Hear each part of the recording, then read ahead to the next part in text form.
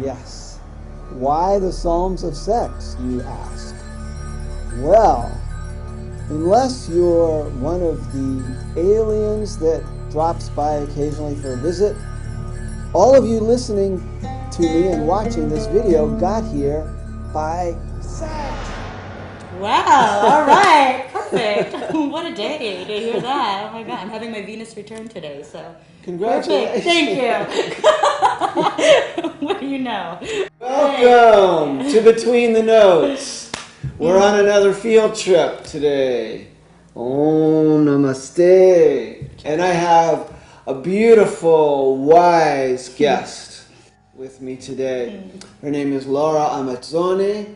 She is also a tantric teacher and practitioner and has been to India many times. You've studied there a lot, right? And in the Kathmandu Valley of Nepal. Kathmandu Valley of Nepal. For short periods, yeah. So why don't we begin by having you tell us a little bit about the tradition of Tantra that you work with. Sure. So I work within the Shakta Tantra tradition, and it is one of the earlier, if you think of the Orthodox Hindu tradition, and you have the Vaishnavites and the Shaivites and then the Shaktas. And so the Shaktas understand the divinity as female, ultimately female, while we can also say that she's beyond gender, the divine is beyond gender, but from this point of view, she really is the force that pervades all of existence. And so there's this whole concept called Shakti, which I'm sure you're familiar with. Of course. And Shakti means power, and it's specifically the creative, dynamic power that pervades all existence. And it doesn't exist on its own, it exists with the masculine force, the Shiva energy. So there is very much this presence, and there is definitely an honoring of the complementary nature between male and female energies. Yin and yang. Exactly. Yes. But it's reversed because we think with the yin-yang, the yin is the feminine principle, it's the passive, receptive principle. And from this perspective, it's the Shiva quality that is the receptive, the quiescent. He's the foundation upon which the Shakti energy, the yang energy, dances. So linked to the primal life of all of us. In the world of sound, I was thinking how, like, the ancient yogis and the tantric practitioners, they would no doubt notice that when people were giving childbirth or something, there would be like intense sounds. Right. When people were making love, intense sounds. Right. When they wanted to attract a mate, they sing, or there's all of these ways that sound is so primal to our essence. Yes. And I know that there is a branch of Nada Yoga, which is the yoga of sound, that is actually the tantric branch. And where mantras and bija mantras and all kinds of chants are used. And can you talk to us a little bit about how those are part of the tantric tradition? Absolutely.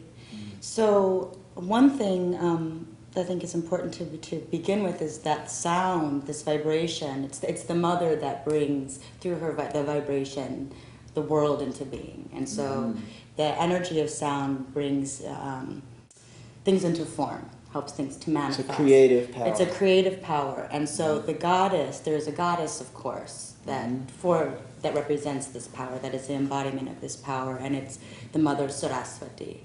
So she's a goddess of creativity, she's a goddess of sound, of music, of learning, of the arts.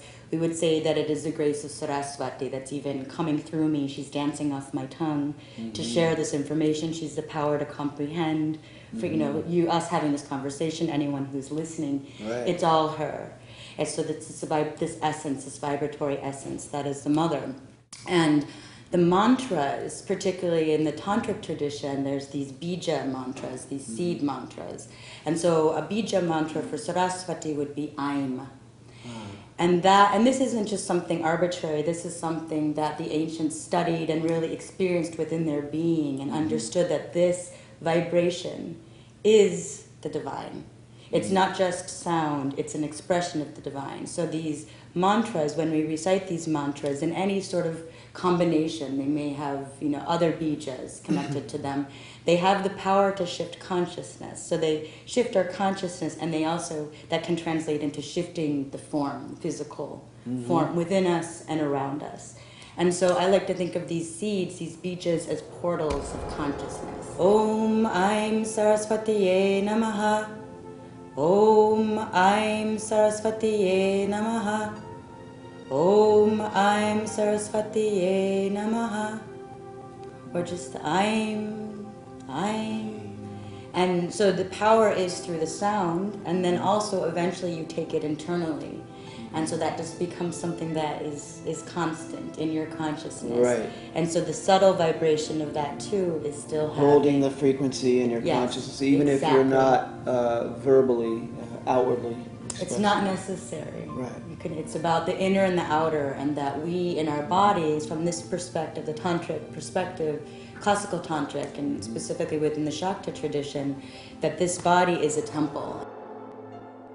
And so by reciting these mantras too, we are tuning in and attuning our own energies with these energies of the cosmos, of the divinity. Great. Yes.